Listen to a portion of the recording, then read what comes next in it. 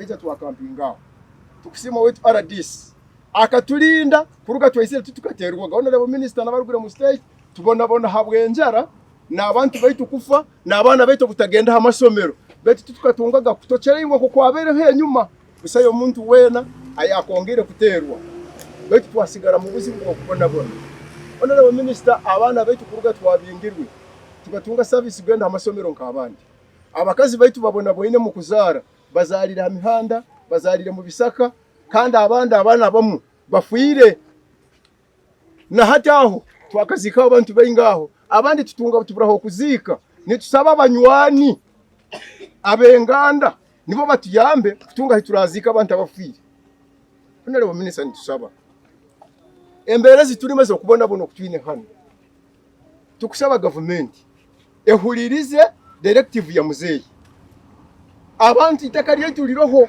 bakora business yo kulipangisa nibalimame bichori bali nibihamu sente zabo nibakozesa abo bakoregene nabo kugamba ngu bobe ina mataka bakusima beti nibasima gatari mataka gabo abandi indindi bakabateka chapa cha abandi chache ya vale echapa bakama bacho baroho itakari yabo no bakuriyenda kandi itakari yabo bakaritunga mu bwikira uko twikarene nabe myaka n'emyaka titwine kavuyo na bakama becapa bali mu bwikira twine mitano yaitu nabo neto tunogweke omutano gwa refugee guroho ogwa bukinda no gwa katikara ubutu kugaruka ruhenda rwa 9 na 8 honorable minister rukumara hengana ni zona ezike ni zitalibaniza iyo to nitwe tusaba honorable minister kukatungira chance mweje mwahika hano rero hati mutuzari directive za muzeyi yahandikiriza excellence president zitekwe mekitinis abantu kugarugwa amataka gabo kukingura ruhenda rwa 9 na 8 no kusasura bya sisikeye eto chikuba ni kimara akavuya ko kurura hano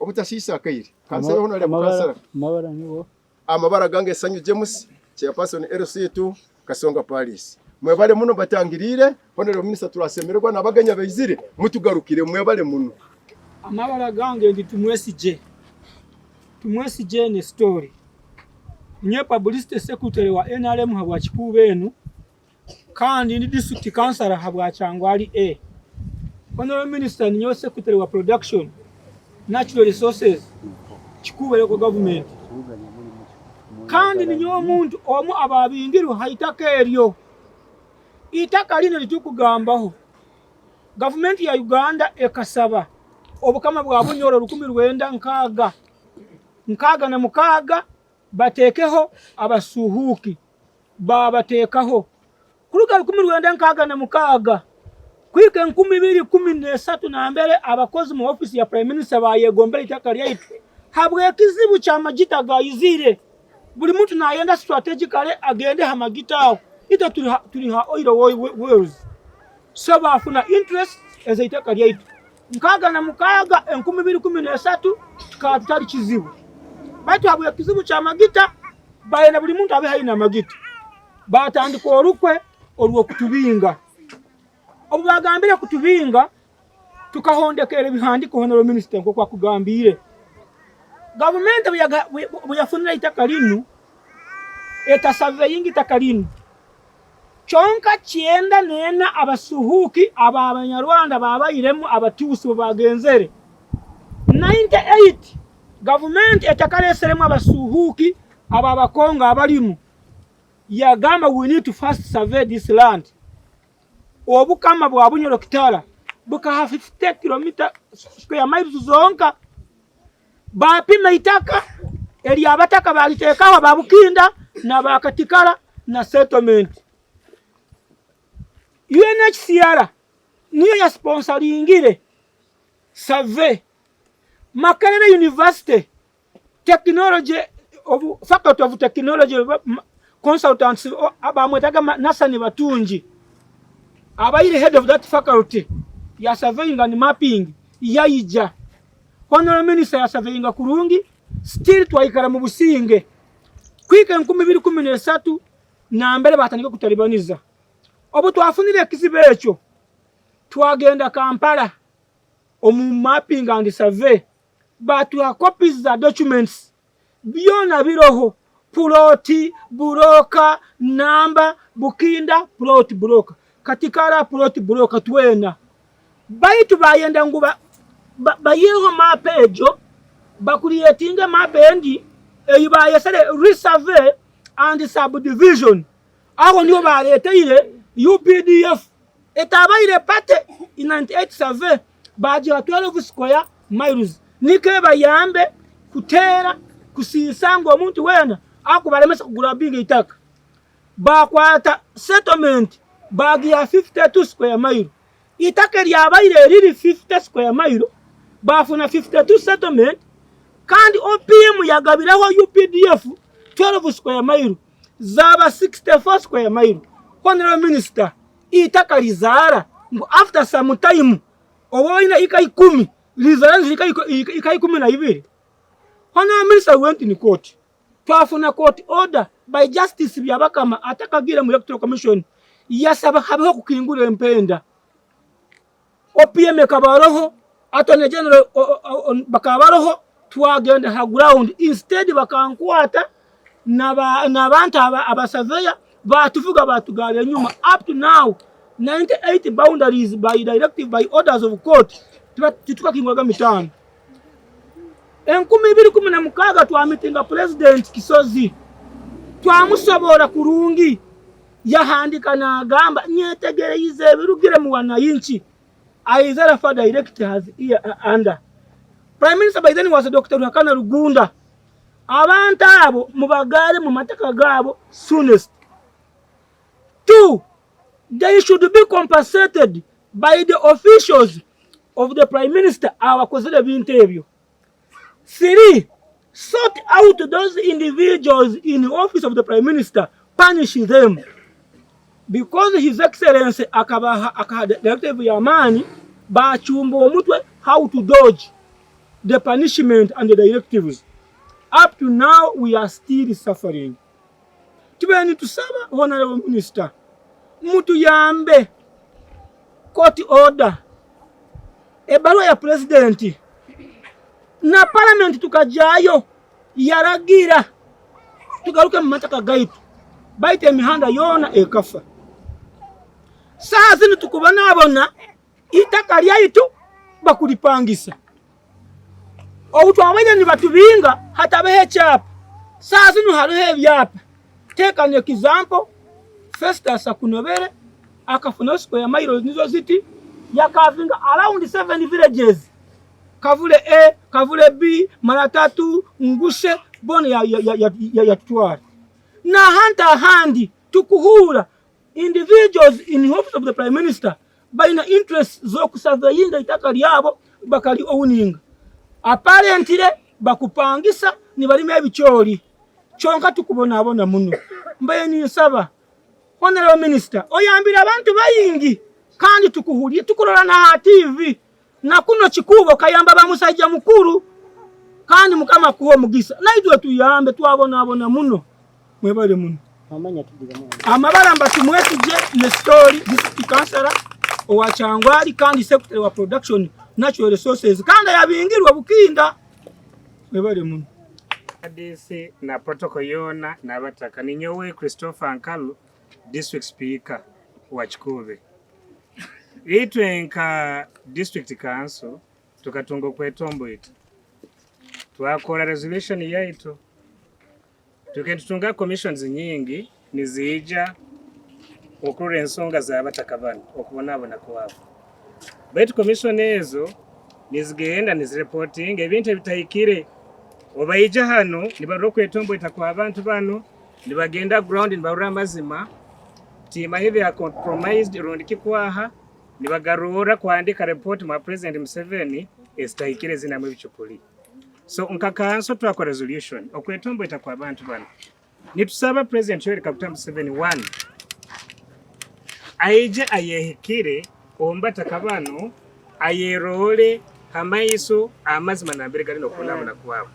Ekia kabiri bakutugambira ngo itaka lyabo likagabibwa ira mu office ya Prime Minister abakuru abamu government werabeta kusobora okugara abantu bano mataka gabo muba compensating mukiole government ebagure eitaka ahantu ahandi niho basenguke government urabina muno interest omuyitaka erya Kyangwali niye abe position yaitu nka kanso kawa kasubmitinga but up to now titukaoraga enchwamu abantu bano bonabwine muno hafiira abantu bayingi nibabaziika bantu bayingi munafiira enjura neija neteera bali bana Uganda kandi abakoma. It is really so unfortunate. I am an NRM and a district speaker. Government yetu eraba nesobora muno okufaayo muno halaba refugees kiraho abana Uganda. Quite unfortunate. Quite unfortunate. Prime Minister akaija hano yaragira bagare iyo tukagenda kuhura Uwetinsa Hilary Oneki amutinisirize. Nawe ministry izire hano titumanye byogenda kubaza but nyino okugumya kwenyene ngokwano keeka yo Hilary Oneki na kutinisirize. President Museveni akakukoma twikentubata hamo n'Uwetinsa Radisogo n'okunyira abantu bayingi. Nitukusaba ensonga kandi ogamba kiwedde. Utamusajja munyadini nitusaba abantu bano kuruga hati batunge obuyinganiza. President Museveni omugambira amazima bakumudupa mwebali na sister wange kuruga mu State House kandi yali mu amagezi nakwatana n'ensonga ezitali zimu na zimu. Sister Fiona Birungi tangirire muno abatamumanyire mu kyalo omuntu wamaani muno. Ona minister ensonga eno ekanchuzaho amaziga awokomanyire nti ona minister otuwo munsi then turugamu tugenda baitu tugenda Ruhanga atuhabuze bitwakozere okaba atwere chance yokusavinga abantu banu banya Uganda 100%. Ona minister abantu banu hari baba bingire abamu bakaba baliyo bonze NRM etakayizire mu busobozi kusigikira gitax emisori basasuraga yeye kandi no bagenze mu president bakazimuleka. President abantu banu takabebwaga. President aturagire abantu banu tubagale omuyitaka okusemba yoko yabera aragire akandagira nyowe na PPS wayi Dr. Mona chonka Dr. Mona akarugayo tutakakimalirire abantu banu bakyageno maiso nokubona muno omuyitaka eryabo amahore gabakwerengu bali omuyitaka lyabo hati ali abali mayibicholi buli season ni batunda and that is evidenced kina no bukaiso wasi bano bali hanu aitaka ali bali hanu itaka lya woman member of parliament twaire hotel tiyona emibu aho yona everywhere hanu nyakabale mirambo nkai 12 dead bodies yasembere mwezi nkagumu umusajja akafera mwirwara aho akajuka yeye kaga mukajwa the following day after 2 days omwana omwezi nkagumu 12 dead bodies chonka nituburwa naho kubazika bali banya Uganda bati tunuri abana bano tubaina okusoma bandu boona bali myaka yogenda asomera baitu tubaina ogenda kusomera so beni nsaba nti enough ebe enough. When I minister Oizire, my sister Fiona Oizire, actually my sister Fiona wabenarimana okuja abainaenda kuchulira hali. You know she is a believer. So abainaba binataka kubitubura. But these are Ugandans. These are Ugandans. Bazarirona abana. Ni bazariyo mukisaka. Obu bebe anu nkabutanu mbuboine. Ni bazariyo mukisaka. Choka baina majuga abukuli. Hari emisiri yabo bakagisisa, hari nebituro byabantu babo bakabirekayo. But harona bebembezi. What I mean is this man is the chairman of NRM. You come. This man is the chairman of NRM of a whole parish, but he's also a chairman FC2 of that parish. This man is the spokesperson of NRM at this city level, but he's also a minister, a local minister in the government of Chikube, this local government. But he's also a victim. Never come over here. Now, but in some song in the president, bongere bajumuhereze kurungi munajetegezo mazima gayo. Have quite reported to the handikire abakama baitu tubamanyisize baitu ekyamaani ekikozerwe tikiroho. Bano boona okubarora hano n'abandi abataroho bagenze kusaka. Ate obukya nyenkyaka ne bagera kulima. Ati bagenze kulima mu maka g'abantu abandi. Abantu ababaire balina amaka gaabo ati bagenda kulimira abandi. Ati borajjano lwe bajo ojja kusanga nari abantu nka 10. Kyokka fonna abako bagenze kupakasa. Honorable Minister. Eno ka gavumenti y'abantu. Habwaki tutakoraho ekintu ekikusemeza omuntu. Hanyuma emyaka nyingi abantu bano bakaseka. Bakatunga akaseka amatama. Bakagamba gavumenti yaitu etujukire. Busaki kusaba ekitwakora kusemeza abantu bano zani president kumumanyisa amazima kitale ekyo nyona minister naiwe na sister wangi tulina obusobozi gara bana abantu bana itaka lyabo. Ako president obwaye akagukora yaguma nubu yabaire hano rubungo rwasembereyo tuli anyanja akagamba mu mare ensonga ejo obunyagambiye kubagara one time bakadeployinga mai gangi muno na police betona minister oroho nitusola kikora my sister birungi aro nitusola kikora so munyikirize nkangana abataka ebyange tinjja kubaze bikirawo baitu musabe sister waitu abaramukiyeho hanyuma jya kwimukya minister abaramukiyeho tugende baitu bendize kujya kurora ekiri hano kandi bakiboyine mwe bari muno waitu gwenya kuzira tukubinihira mubeno kunihira ngubagambira ga mutakagira ubwoba ubugendo yenobere ubumenye kore kintu kandi kirunge yanuzi hata tuko hano zo dibobara urara adise ngoza kusimba we bari muno ibigambo balize bigambo bikunurire bikusaka kugara emitima y'abantu bange bano nyo muno ukatunga disaster minister ukabanda na population ingaini hano umukyaro kyange kino nyo asa Francis Jefferson okyaro kyabutya kyeija as by the way kanya lemesebo ati nkusa kubiga banje Uganda boko radisa tugambiri kyonka epakura byabo bayinabyo bikoreke harabyo bukama buri ofisi yona bakusavinga yi tukarema kutegereza ubwo kutayambwa adene Uganda nese aradisa kibalizegire ekyo cyonga rya sinyenzero kwidikira